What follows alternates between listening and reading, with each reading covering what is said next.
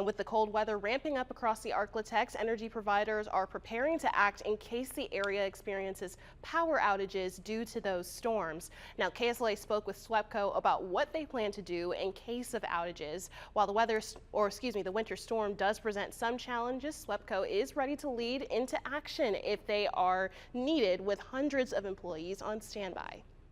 Those utility personnel and tree crews that we have coming, they are on standby, but in that time, they go over the safety protocols for weather like this, so they can be more prepared to just go ahead and start assessing if we do have those outages due to the weather.